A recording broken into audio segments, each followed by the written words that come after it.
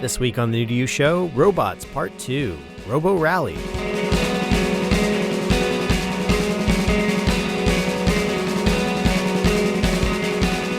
Hey, welcome back to the New to You show. We're going into our second week on the topic of robots. I am your host, John Holt. With me this week is Julian Cage. And also and with Keith us, Vincent, the human man, not the robot. All right. I swear. Last time, it was an automated voice bot. Yep. Did you guys notice? I hope you did. Yeah. I'm really a big hit on Russian porn sites.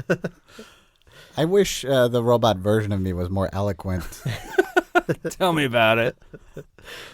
So last week, we had a pick from Jules, which was Humans Need Not Apply, an instructional video about how to destabilize the earth. Or be accepting of your robot overlords. Yeah, you should go back and listen to that.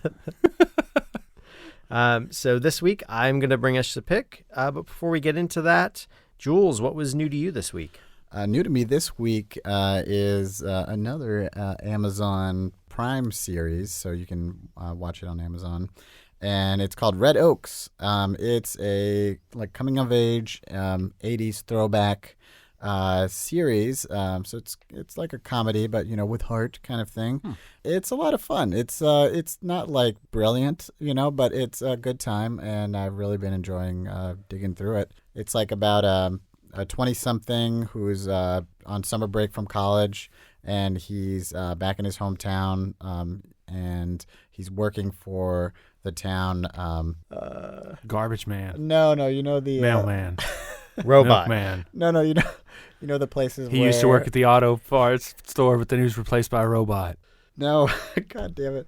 No, a country club. All right, so he's back home for the summer, and he's working at the local country club called Red Oaks, and so it's sort of like the about him and the cast of characters that work there, and he's a tennis coach, and his boss, who is also a tennis coach, is really like a funny character, and Paul Reiser plays the owner of the place, who kind of sort of takes him under his wing, and he's really great in it. Like, he plays kind of like a like a hard business type of guy, and his daughter is kind of like the love interest, and she's sort of a Molly Ringwald type, pouty artist, rich girl, It's so there's a lot of tropes. It's very 80s. It feels like an 80s. But it takes place in the 80s? Yeah, it takes place in the 80s, and it feels like 80s in some ways. Yeah. And it oscillates between being like kind of like sort of silly comedy to like more serious, but it manages to make the balance work. How silly does it go? Like a John Hughes balance. Yeah, One Crazy Summer would be maybe the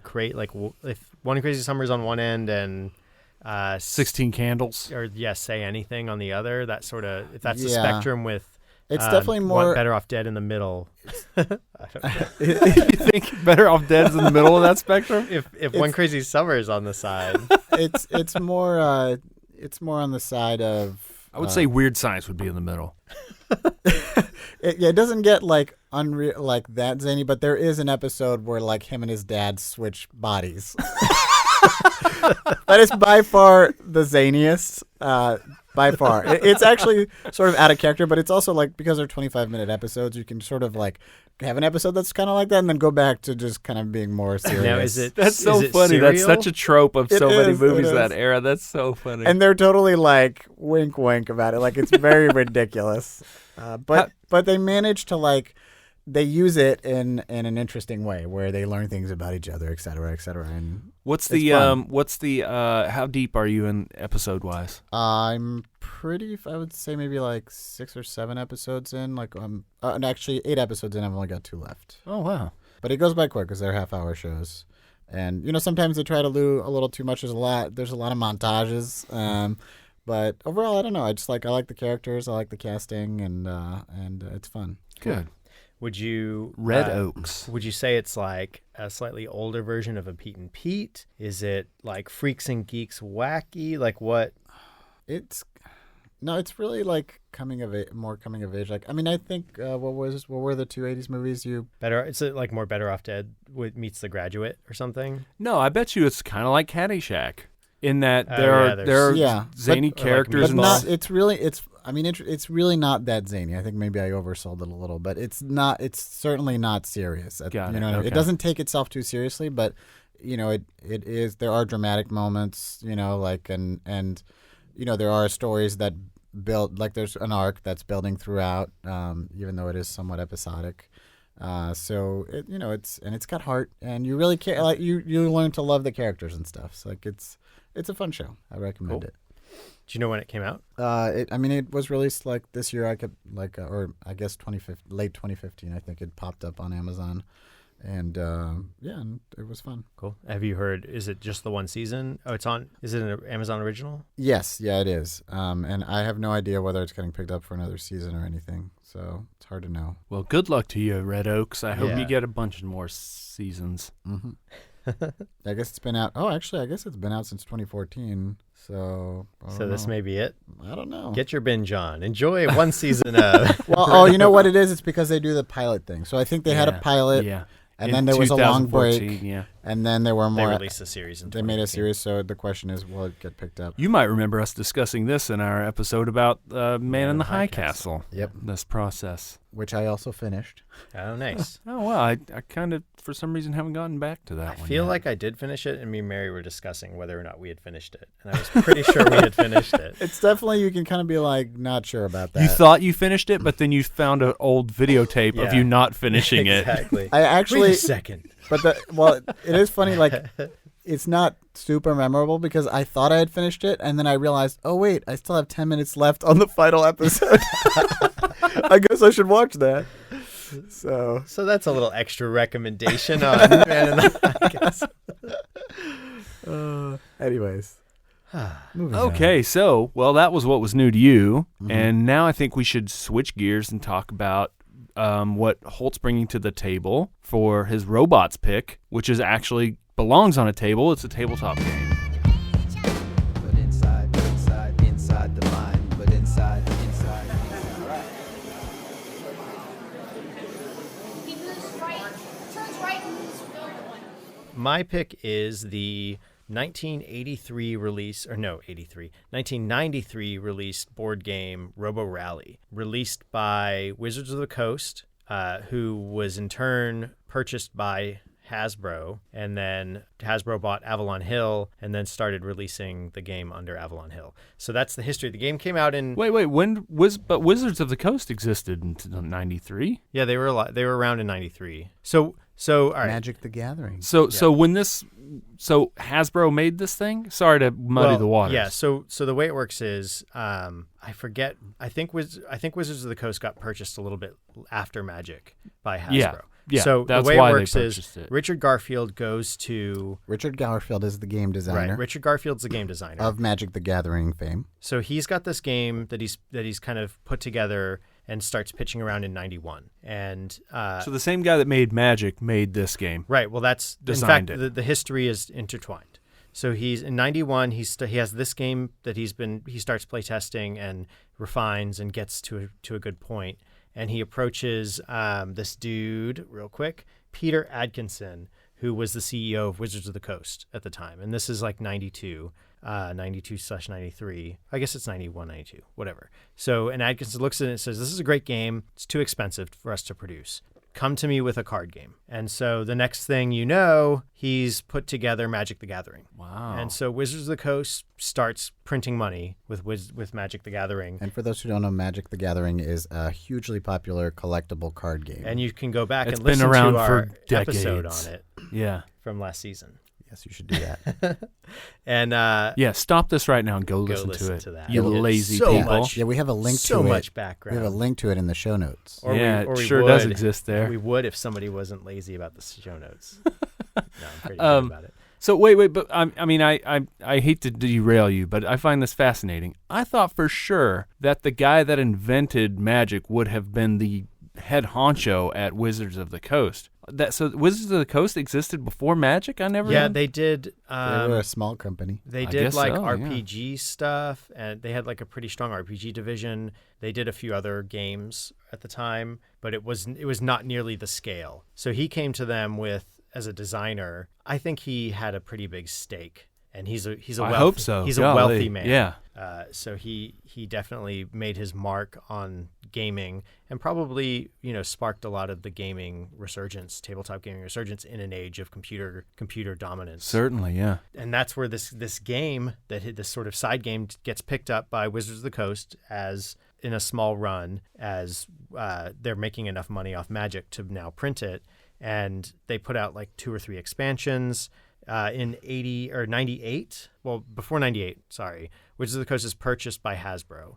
So they become big time, big money. And then in turn, Hasbro buys Avalon Hill, a board game company from the 50s/60s, like 55 or 64, something like that. So they've been making like Axis and Allies, a lot of war games, a lot of like classic games. Shogun was Avalon Hill, I believe.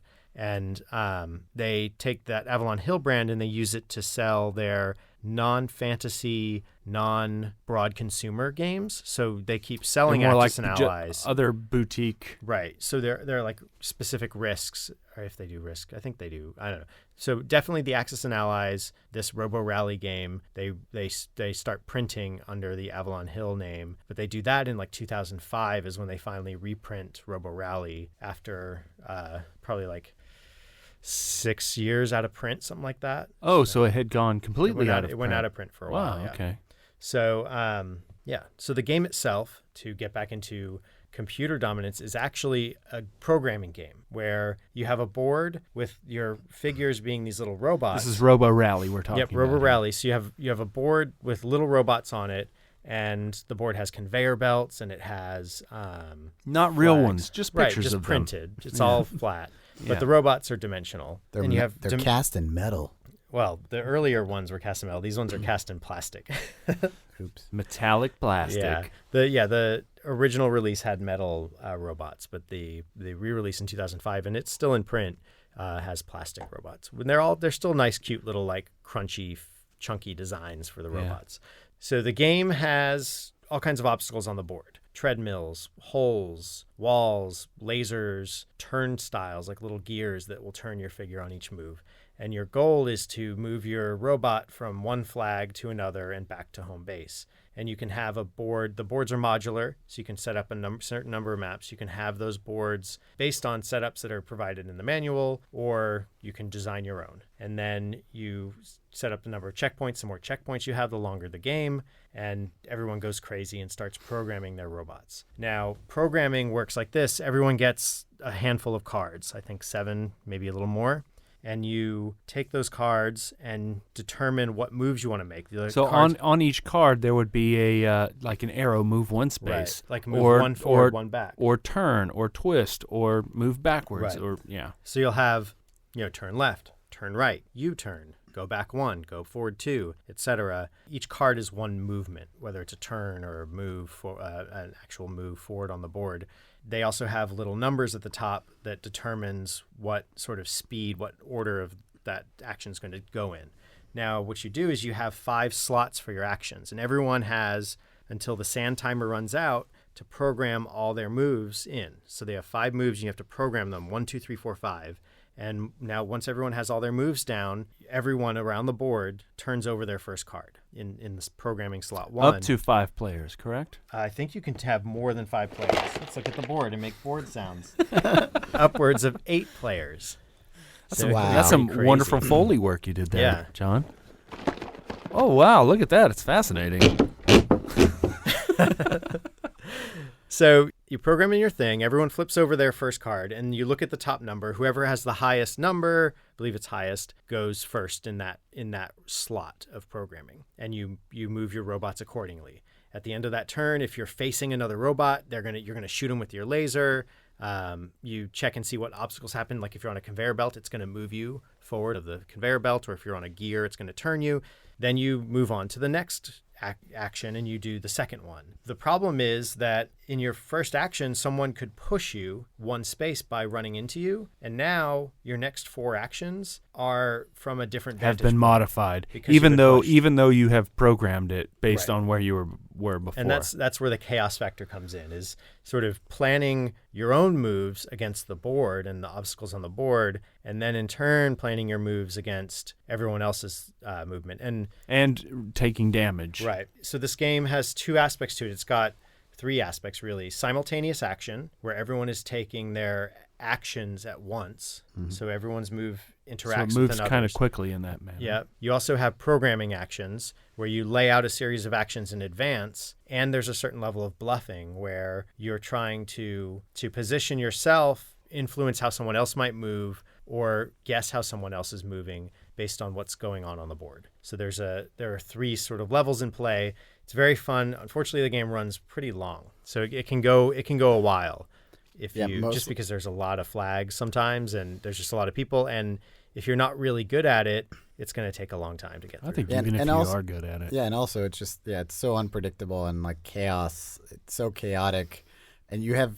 I mean, that's the fun of it. It's like you spend all you study the board and you try really hard, and you're stuck with just a certain number of moves. So sometimes you can't even sometimes you have to go in the wrong direction that you want to, because you have to program steps. You can't skip it, and then it's like it's like you're playing chess or something. You try to analyze the board and plan your strategy, and then once you execute your program, then all hell breaks loose. And it's like that part, sort of like watching the chaos happen is kind of really fun. Like it's really like that whole chaos thing is well, really, also really genius. If you take damage, right, John? If you take damage, you can get caught in a loop where your programming doesn't move forward. So if you have 5 slots of action, once you start taking hits, your later slots become locked in. Right. So you can't, those cards are stuck there until you can get repaired or die or shut down and repair. Until that happens, your programming is stuck until you fix that. So you may still be doing that turn and move forward over and over again, and at the end, and you have to factor that into your play. Usually people will die. You have 3 or 4 deaths and resets before you're out of the round. So often enough, people will die before completing all the objectives, which is also, it's player elimination. That can be a little bit troublesome. It's still a lot of fun. I've played a version that a guy had built all Lego robots that were probably 10 inches tall. And you would program, the first time I played, he had it with these RFID cards that he would feed into a Lego machine that would read would push them through a conveyor belt onto a reader, and the reader was hooked up to a computer, which in turn through Bluetooth told these robots what to do on this giant board. So it was actually automated, and it actually executed your program. The programs you did. Oh, that's brilliant. And then the next time I played, a couple of years later. Did you play that in Indianapolis? Yeah, at Gencon. A couple of years later when we played it, he just gave everyone phones that had the thing programmed. So you could just program it all from this phone, lock it in, hit go, and it would execute all the just programs. Running. And I would love to play that version. Yeah, it was really fun. We played for a half hour. We didn't play a full game's worth. And that's kind of how this game is meant to be played. I think it's in quick bursts. Even with that automation, it lasted longer than 30 minutes? With the automation too, it's a clunky thing. The machines move kind of slowly. So, it's like everyone programs their thing, so that takes time. And when is the last person going to program? Okay, go. There's no timer. Yeah, and if I'm playing, it's going to be a while. Right. Yeah. There's 8 people and you're waiting for them to pick their moves, and people can get analysis paralysis pretty easily. It's really hard. And this had no timer. It's casual. It's more fun just to get the moves. It's more in there, of just a demo of how how the cool robots go. It would be so much more fun to then watch these slow, clunky robots play these disastrous moves in slow motion. I would really love to play that. It's kind of fun because you get to see oh, he's pushing me. Oh, no. That makes me wonder, is there a video game version? There have been versions that people have made online. I was looking at that. In fact, if you Google Roborally online, there's a site that WotC took down because it was a straight port of their game. And so I don't know why they haven't just made an app of it. Maybe there's some sort of tie-up or... It would be a really fun app because, again, you could then have little robots that have personality. Right. And that make cool funny noises. Yeah, that would totally... Show damage. Yeah, and you could just play against the computer. And Well, I was bringing this up to John in our preparation for the show in that I'm really surprised someone hasn't not just made a version of this, but just totally ripped it off and made like a young kids version that kind of gets them thinking in a programmatic way. I just really think that would be really just a really smart app to just have kids be analyzing these things in these steps and just be thinking programmatically. There are a few games. There's one that's a little more all ages called Dragon Delta that has a programming aspect to it where you're people in Asian China or something trying to cross a river. And you program in moves, but other people's moves can block your moves. And on top of that, I think you can play cards like the dragon that can interfere with someone's action.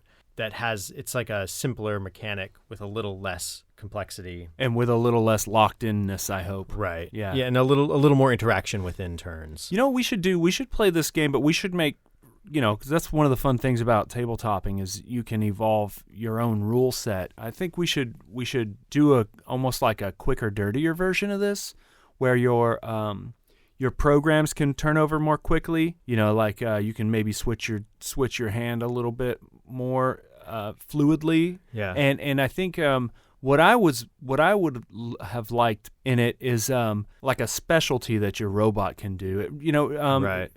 What's the game that we played where the island is flooding and you have Survive Escape from Atlantis. Right. And in that game your character type has like a helicopter or I forget. Forbidden Island. Yeah.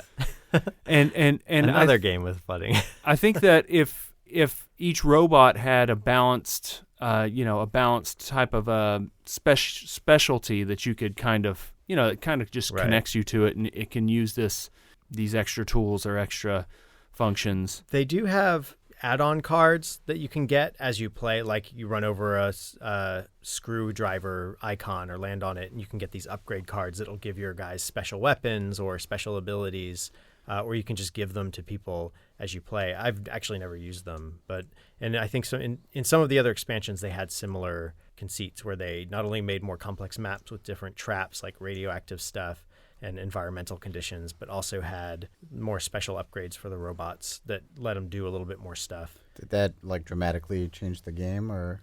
I think the challenge of the game is the people who really get into it and like it a lot like to make it more complex. Which is crazy. Yeah, so you'll... Well, I wouldn't even mind it being complex because it is pretty simple in its play. Right. I mean, there are a lot of factors involved. But it's very complex to succeed. Yeah, I think it's a simple. I guess the problem is it's a simple game that requires a level of spatial thinking and some complex like. Does it though? I feel like problems. there's so much randomness at play that even if you have plotted this thing out, it just doesn't matter. You're just gonna. But it's more like how you recover. I feel. Yeah, but there are people who are so good at it, like that. They play on cubes where they lay out 6 flat maps and everyone's given, or 6 boards in a cross, a T shape, and everyone is given a cube to show how these boards actually all connect. So they can they're basically playing on a representation of a 3-dimensional surface.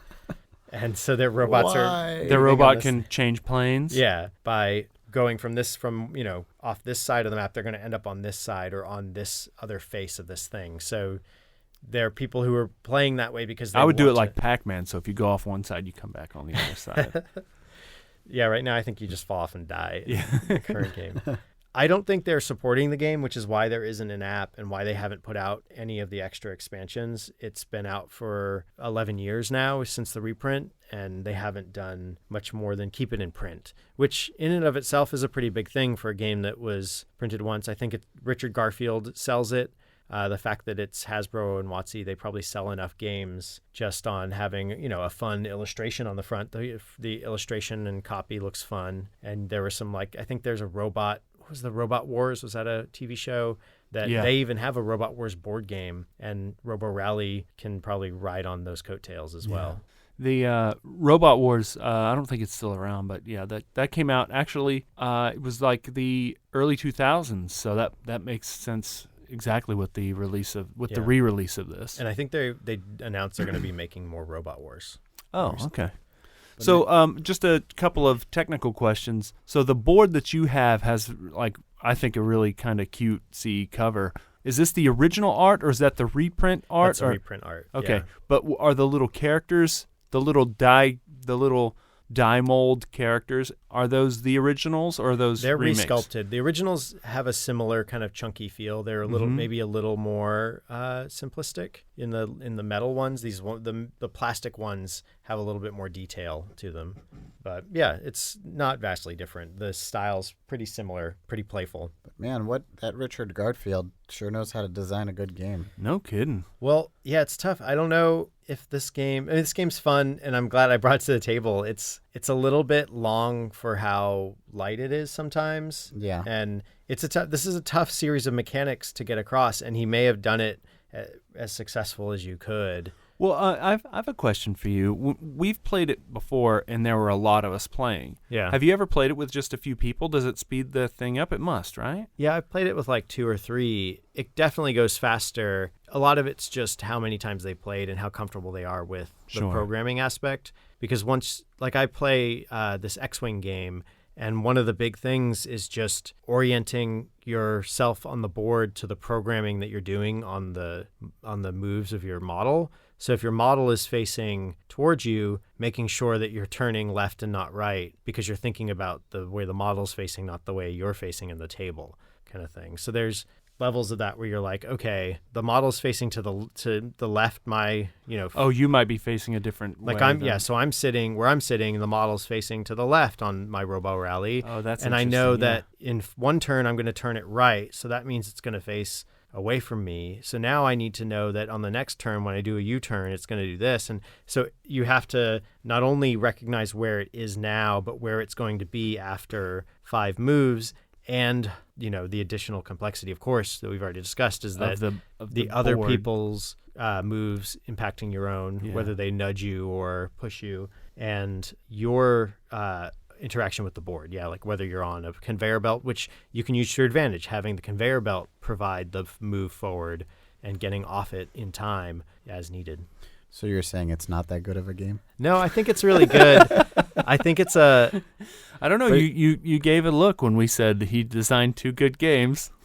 Well, you guys gave a broader, he designs lots of good games. And and there's one that I just got that I haven't played yet, that like Treasure Goblin or Treasure something that he designed, and I want to play. Treasure Hunter, but I don't know if it's going to be any good. We'll see. Well, I guess maybe I've only played the good ones, and also I guess like Magic the Gathering I think is a great game, but it's very complex and requires a lot of investment of time and energy and money to really get a lot, but you get as much back, I think, in fun afterwards.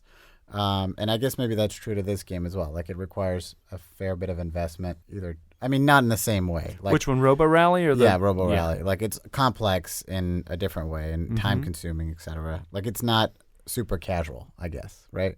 Yeah, that's the challenge of Magic Magic has a level of, there's an ease of entry to some degree. There is a curve that you have to overcome. You can play it. You can play it in a sort of like a when you start out, I think you play it differently than once you get deeper. But it is more approachable in the kind of basic like mechanics of it. Where Roborally is, you're going to run.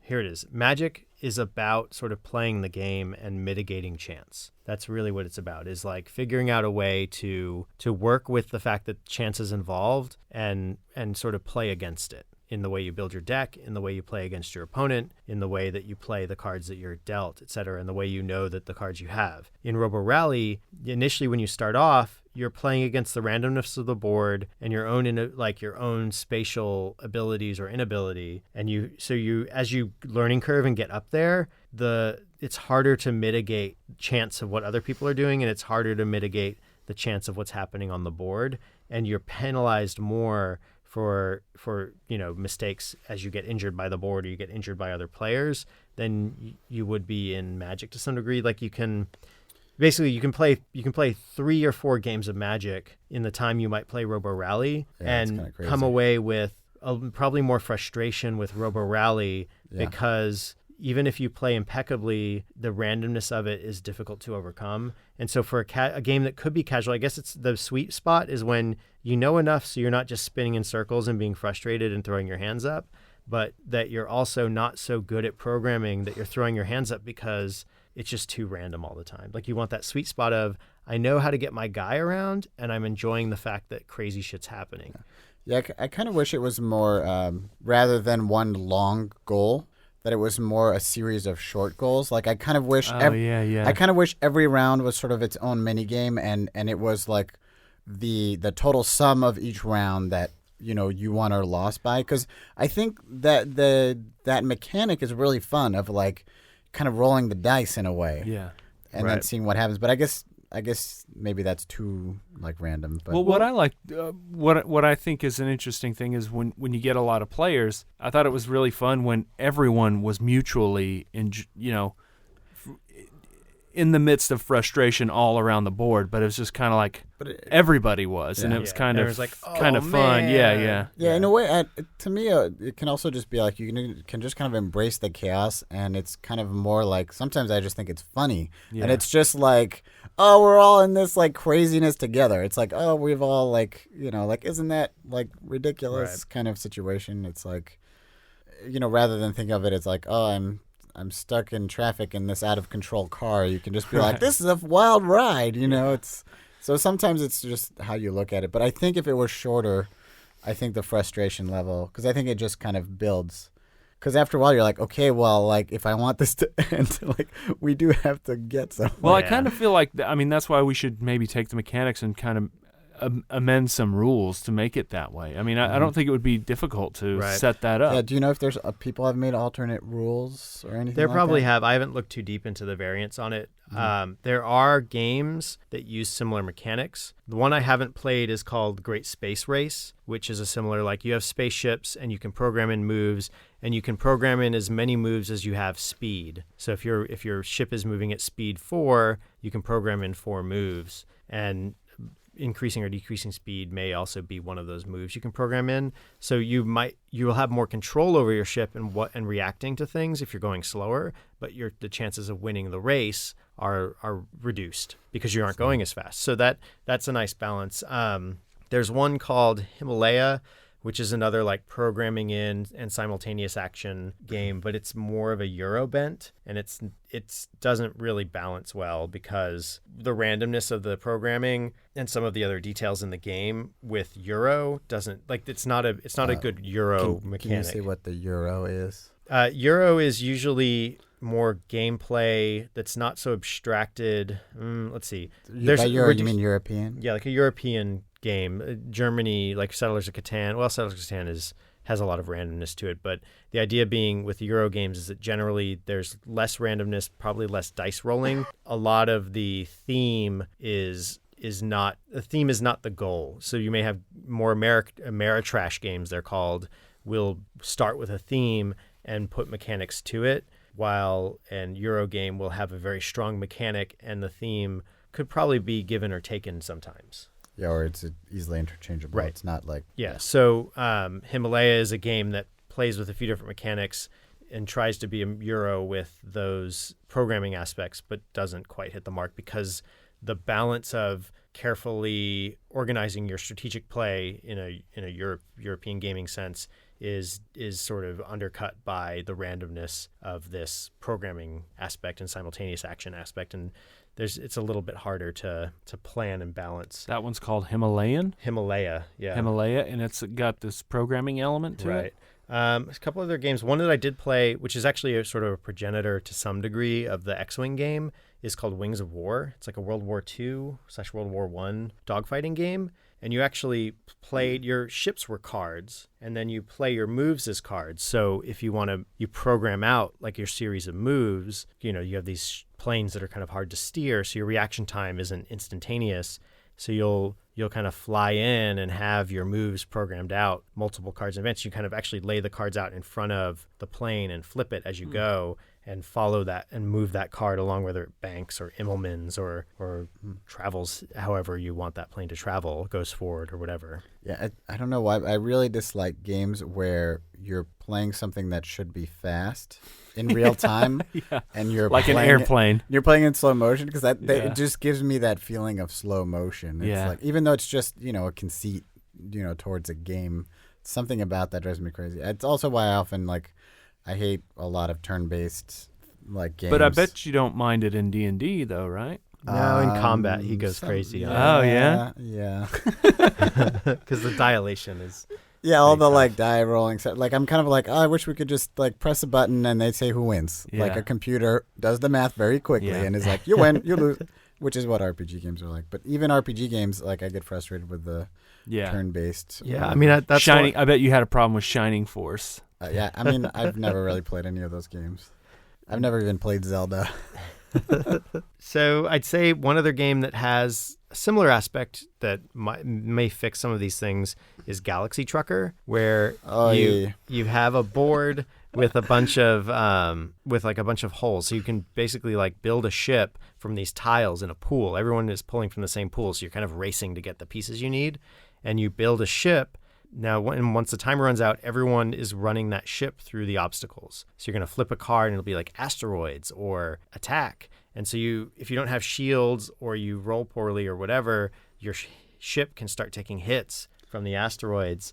And so the goal is you basically are doing a couple legs back and forth, and you can only repair or add to your ship so many times. And so it's like, how quickly can you build a ship that's going to survive the possible doom of space? Yeah, I replayed this game and it stressed me out. It was like the like time pressure. Like I'm very slow at these games and like I need Especially time to think. if you're not playing it often. Well, because watching Jules play is like, it's like watching someone else play in slow motion. Yes, exactly. So I'm normally slow at board games, but then once you add the time pressure, I think like I get stressed out and I think even less clearly. And so I'm just like, I feel like I never fully understood that game because of that. I was just always like trying to like, I'm like, I don't know what happened. Oh, I'm losing. I don't know what's going on. Like, It reminds me of what's the game? Is it Categories that has the really loud ticker? Oh yeah.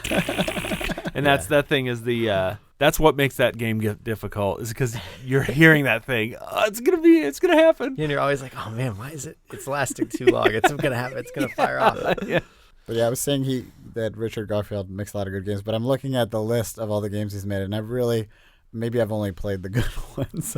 Well, I mean, I bet you if you compare that to most designers, that's still a pretty good batting average. Because we played, was it King of Tokyo? Yeah, and King of New York is also they're the same game. Yeah, King of Tokyo is so much fun and very simple, but a lot of fun. It's like a kaiju game. It's a great all ages game too. Really like King of New York and King of Tokyo. King of New York adds a little bit more in that you just have more places to move and a little bit more mechanics. But they're both really fun games. Basically, you're kaiju in and around Tokyo or in and around the boroughs of New York. And you're trying to gain the most popularity as like be the best kaiju or kill everybody else.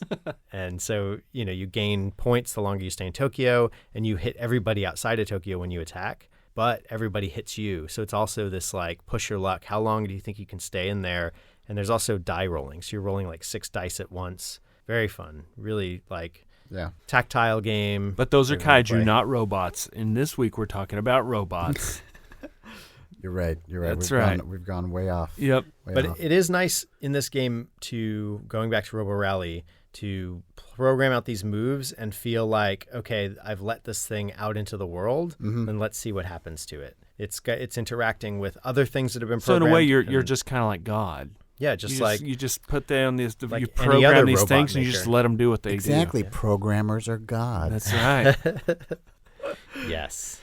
It's a lot of fun. I do think it would be even more fun if it was even more robots. Like that's why I love the idea of playing it with actual little robots that follow your instructions would be crazy fun. So let's start doing it, Jules. Let's program them up. More robots. Let's build little remote control robots. BB-8s. Yeah.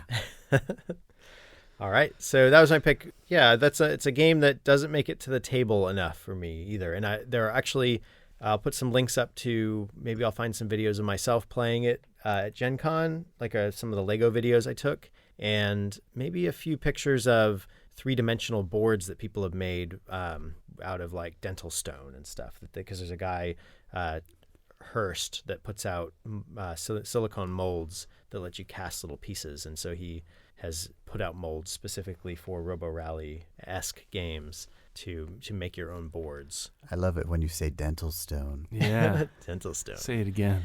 AMSR. How's your teeth? But anyway, Roborally, Roborally. which I guess is made by Hasbro, is what we decided. A subsidiary of Hasbro. Yeah, but let's face it, it's Hasbro. It's Avalon Hill for Wizards of the Coast for Hasbro. Okay, perfect. Yeah, that's the chain. AKA the man. Still credited to Richard Garfield, so that's nice. Good, he's probably making those big bucks. Good job. Not those Rich. magic Those bucks. Robo-Bucks. Robux. Daddy Robux. Yeah, that's my pick for this week. Well, good one. So we'll wrap it up. Good one. So if you are out there and you find this board game and you got 2.5 hours to kill and a couple of friends, 30 plus minutes. 30 plus minutes, play this game. Awesome.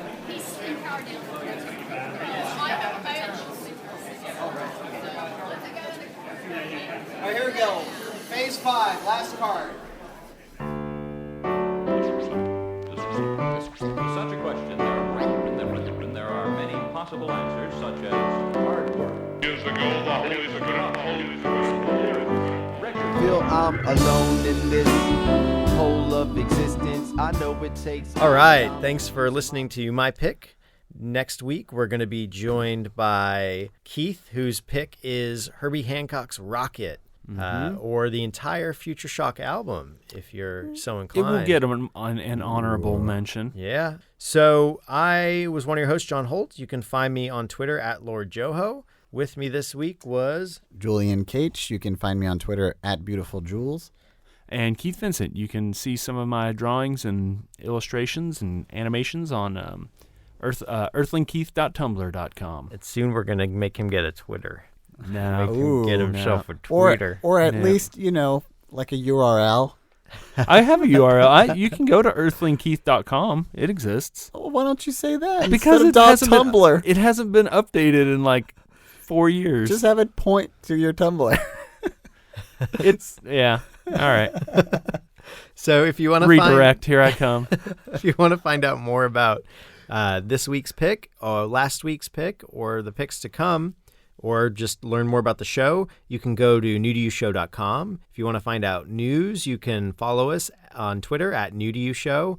And if you want to follow us on Tumblr, that'd be great. That's the same thing, newtoyoushow.com. If you want to follow us or subscribe on iTunes or leave us a review, that'd be sweet. Share this show with your friends. Share it with your enemies. We'll get them for you. Yeah. They'll really hate you then. Next week's going to be really fun, so we'll see you then. Yeah, it may not be new, but hopefully it was new to you. All about the music, this pitiful life is all about the music. This pitiful life is all about the music. With him together forever, without the limitation of time ever again. So the second coming of the Lord is not dead. They're two separate entities.